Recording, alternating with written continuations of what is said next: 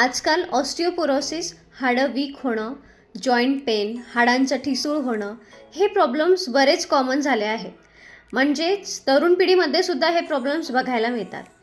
3 अशा गोष्टी ज्यामुळे हाडांची झीज जास्त प्रमाणात होते, हाडं ठिसूळ होतात आणि हाडांमधलं कॅल्शियम ॲब्सॉर्प्शन करण्याची जी क्षमता असते ती फार कमी होते. त्या आपण बघून घेऊया. तर पहिलं आहे सॉफ्ट ड्रिंक किंवा कोल्ड ड्रिंक्स. सॉफ्ट ड्रिंक किंवा कोल्ड ड्रिंक्समध्ये फॉस्फरिक ॲसिड असतं, जे हाडांमधलं कॅल्शियम कमी करतं. त्यामुळे हाडं ठिसूळ होतात आणि हाडं फ्रॅक्चर होण्याचं जे प्रमाण असतं ते खूप लवकर वाढतं. देन सेकंड इज कॉफी किंवा कॅफिन.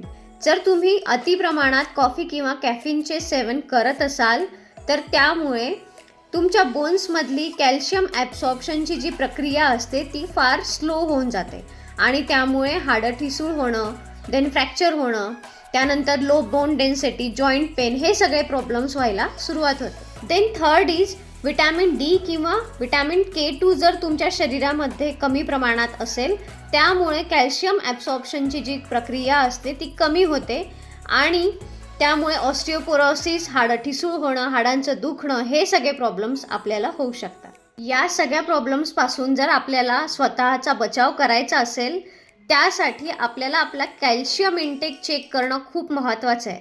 तर डेली बेसिसवर आपल्याला 1000 ते 1200 mg कॅल्शियम मिळायला पाहिजे.